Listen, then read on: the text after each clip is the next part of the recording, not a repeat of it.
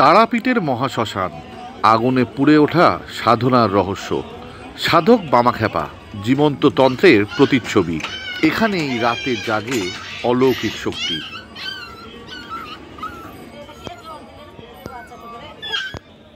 তারাপীঠ মানে সাধনা স্থান। এখানে সাধনা করলে পাওয়া যায় মায়ের আশীর্বাদ। আর এখানকার সেই তন্ত্র সাধনার জায়গা যেটা হচ্ছে মহাশ্মশান তারাপীঠের। বামাখ্যাপা যেখানে তপস্যা করেছেন, জেনে নিই সেই শ্মশান এবং বামাখ্যাপা সম্পর্কে। বামাখ্যাপা সম্পর্কে বলতে গেলে আমরা আমাদের পূর্বপুরুষদের মুখ থেকে যা শুনে এসেছি, যে উনি ছোটোবেলা থেকেই, ওনার দু ভাই ছিলেন, ছোটো ভাইয়ের নাম রাম, বড় ভাই বামাখ্যাপা, এবং ওনাদের বাবার নাম,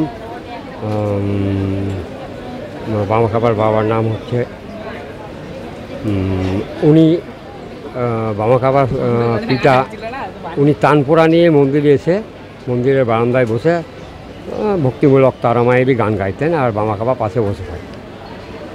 তো বামাখ্যাপার তারামায়ের প্রতি আকর্ষণটা একদম ছোট থেকেই ছিল। তো তখন তৎকালীন সময়ে রাস্তাঘাট ছিল না, অত উন্নত ছিল না। তবে আমাদের হাওড়া থেকে নর্থ বেঙ্গলে যাওয়ার ট্রেন রুটটা হয়েছিল ব্রিটিশ পিরিয়ডের, তখন ব্রিটিশ পিরিয়ড। আর যে নদীটা বইছে, নদীটা তখন, তো উনি ওই রোজই বামাখ্যাপা কৈলাসপতি বাবা একজন খুব উঁচু দরের সাধক ছিলেন। উনি বেনারস থেকে তারাপীঠে এসেছিলেন, যেটা ইতিহাস যেটা বলে। তো কৈলাসপতি বাবা এবং মোক্ষদানন্দ বাবা, এই দুজন ছিলেন বামাখ্যাপার দীক্ষাগুরু এবং শিক্ষাগুরু। একজনের কাছ থেকে উনি মন্ত্র পেয়েছিলেন, ইষ্টমন্ত্র, আর আরেকজনের কাছ থেকে উনি কর্মপদ্ধতি শিখেছিলেন, সাধনার পদ্ধতি। আর ওনার সর্বক্ষণের সঙ্গে ছিলেন নগেন্দ্রনাথ চট্টোপাধ্যায়, যিনি সৌভাগ্যক্রমে আমার ঠাকুরদাদু। মানে সেই সময়ে নগেন্দ্রনাথ চট্টোপাধ্যায় বামাখ্যাপার ছায়াসঙ্গী ছিলেন। বামাখ্যাপা কোথাও গেলে আশেপাশের গ্রামে বামাখ্যাপার যে দু একটা অলৌকিক ঘটনার বিবরণ আমরা জানি, সেগুলো হচ্ছে কোনো এক গ্রামের এক অসুস্থ গৃহস্বামী প্রচণ্ড অসুস্থ হয়ে পড়েছেন। তো তার বাড়ির সব লোকজনরা এসে বামাখ্যাপাকে নিয়ে গেছে, যে বাবা তুমি চলো, গিয়ে তুমি একটু গায়ে হাত বুলিয়ে দিলে উনি ঠিক হয়ে যাবেন, এই তাদের বিশ্বাস ছিল।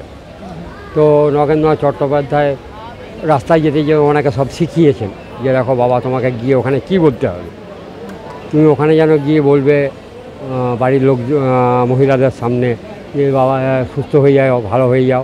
নগেন্দ্রনাথ তো একজন সাধারণ সংসারী লোক। তো উনি সেখানে পৌঁছেই বললেন, আরে সারা তো ফট। নগেন্দ্রনাথ ওনার ছায়াসঙ্গী ওনাকে যা শিখিয়েছেন, উনি সব উল্টো করে দিয়েছেন। তো তখন তো ওদের বাড়িতে কান্নার রোল পড়ে গেছে, এবং আলটিমেটলি কিছুক্ষণ পরে দেখা গিয়েছে যে তিনি চলে গেছেন, তিনি আর নেই। তো তখন বাইরে বেরিয়ে এসে বামাখ্যাপার ছায়াসঙ্গী নগেন্দ্রনাথ চট্টোপাধ্যায় ওনাকে বকাবকি করছেন বামাখ্যাপাকে, যে বাবা তোমাকে আমি এত শেখালাম, তুমি এই বলবে, সেখানে তুমি একই বলবে।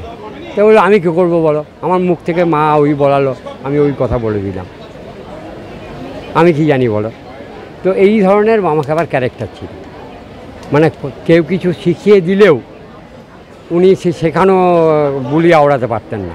ওনার যেটা ভেতর থেকে যে ভাব আসতো, সেই ভাবের উনি করতেন। আর কি হতো, ধরুন তন্ত্রের সাধনায় একটা চক্র বলে একটা ক্রিয়া আছে, সেই চক্রের ক্রিয়া যখন হতো, শ্মশানে বসতো, তখন আমাদের বাড়ি থেকে সেই সব রসদ যেত, মানে যে ওসব উপাচার যেগুলো লাগে।